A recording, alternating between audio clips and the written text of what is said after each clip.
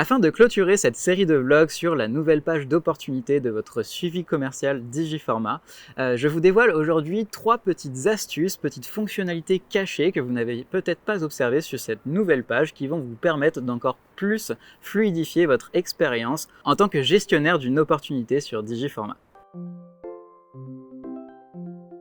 L'astuce numéro 1 concerne les contacts que vous pouvez facilement visualiser en haut à droite de votre nouvelle page d'opportunité.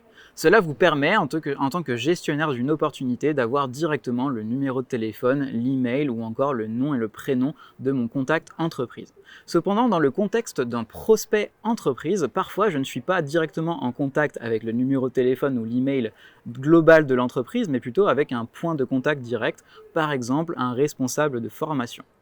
Donc pour ajouter un second contact afin que visuellement vous puissiez voir et le contact de l'entreprise et le contact du prospect de votre point de contact, vous pouvez cliquer sur modifier la fiche entreprise à droite de cet encart de contact pour ajouter un second contact en plus du contact général de l'entreprise. Je sais, ça fait beaucoup de contacts, mais cela est très simple. Vous cliquez sur modifier la fiche entreprise, vous cliquez ensuite sur ajouter un contact et vous remplissez les informations de ce point de contact direct et surtout n'oubliez pas de mettre le label contact principal administration afin que celui-ci soit ensuite incrusté dans votre page d'opportunité. Vous pouvez alors cliquer sur modifier l'entreprise pour retourner sur votre page d'opportunité. L'astuce numéro 2 est plutôt une explication de pourquoi il est préférable de passer par le suivi de l'opportunité à gauche de votre écran pour par exemple avancer un client dans le tunnel de vente ou par exemple modifier son statut de prospection, donc c'est-à-dire gagner, indécis, terminé, etc.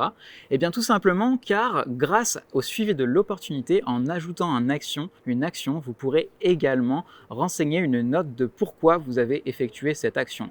Tandis que si je passerais par le simple bouton par exemple indécis ou gagner dans l'outil de préparation de devis, je ne pourrais pas laisser de note de pourquoi j'ai modifié le statut de mon client par exemple. Cela permet notamment, si plusieurs personnes sont gestionnaires de cette même affaire, de comprendre pourquoi l'autre a effectué telle action. La troisième astuce que je vous dévoile aujourd'hui, c'est surtout l'outil de chargement de documents qui est en dessous de l'outil de préparation de devis. Vous ne l'avez peut-être pas remarqué, mais cet outil peut s'avérer très utile dans le suivi de la prospection d'un client, puisque par exemple, si un client vous fait parvenir un cahier des charges, un recueil des besoins, ou vous avez besoin d'archiver un devis que vous avez signé ou même une convention, si vous êtes plus loin dans le tunnel de vente, eh bien vous allez pouvoir archiver tous ces documents au même endroit. De cette manière, quand vous souhaiterez retourner sur l'opportunité de ce client, vous ou un autre gestionnaire, vous aurez tous les documents au même endroit. Et voilà, c'est tout pour aujourd'hui. Vous avez désormais toutes les cartes en main pour appréhender ce nouvel outil de page d'opportunité dans le suivi commercial Digiformat.